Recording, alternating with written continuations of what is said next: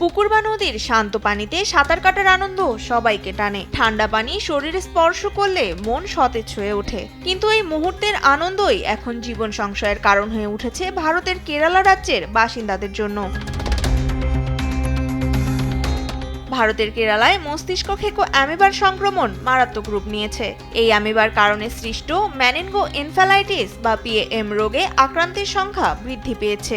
সর্বশেষ সরকারি পরিসংখ্যান অনুযায়ী চলতি বছরে বিরল এ রোগে আক্রান্ত হয়েছেন ৬০ জনেরও বেশি মানুষ এবং মারা গেছেন ১৯ জন।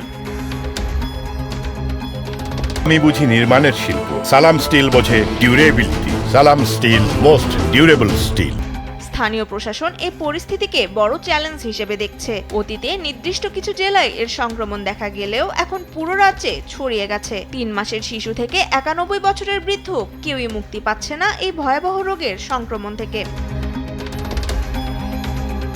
কেরালা সরকারের তথ্য মতে পিএএম সরাসরি স্নায়ুতন্ত্রের ওপর প্রভাব ফেলে এবং মস্তিষ্কের টিস্যু ধ্বংস করে দেয়। এতে মস্তিষ্ক ফুলে যায় এবং বেশিরভাগ ক্ষেত্রেই রোগী মারা যান। এই রোগটি সাধারণত সুস্থ শিশু, কিশোর ও প্রাপ্তবয়স্কদের মধ্যে দেখা যায়। উষ্ণ ও মিঠা পানির পুকুর বা হ্রদে এটি বংশবিস্তার করে।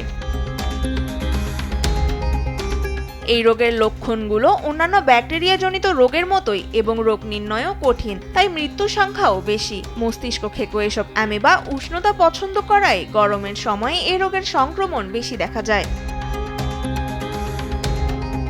তবে বিশেষজ্ঞরা বলছেন প্রাথমিক রোগ নির্ণয় এবং সময়মতো চিকিৎসার মাধ্যমে রোগীর জীবন বাঁচানো সম্ভব। এছাড়াও পুকুর বা নদীতে গোসলের পর মাথা ব্যথা, জ্বর বা বমি বমি ভাব এমন কোনো লক্ষণ দেখলে দ্রুত চিকিৎসকের পরামর্শ নিতে বলা হয়েছে কেরালা সরকারের পক্ষ থেকে। পূর্ণিমা ইসলাম, নিউজ ডেস্ক, দেশ টিভি।